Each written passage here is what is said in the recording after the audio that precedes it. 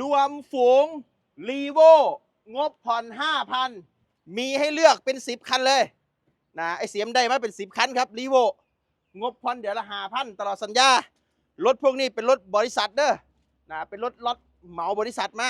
เมื่อนี้จะแบ่งปันให้พี่น้องถูกๆงบผ่อน 5,000 มาเบิ้งคันใดนี่ตัวเจนะพวกนี้จะผ่อน 6,000 7,000 แต่อันนี้ผ่อน 5,000 นะไอตัวหน้าดำๆนี่ผ่อน 5,000 เบิดเลือกเอาเลยครับนะ เลือกเอาเลย 5,000 ทุกคันนี่ก็ 5,000 นี่ก็ 5,000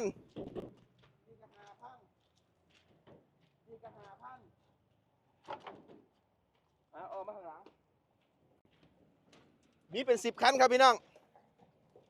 นะมีให้เลือกเป็น10คันนะแล้วก็อีกหลายคันไอเสียเอาไปเก็บสีอยู่นะรวมฝูง Toyota Revo Cap งบผ่อน 5,000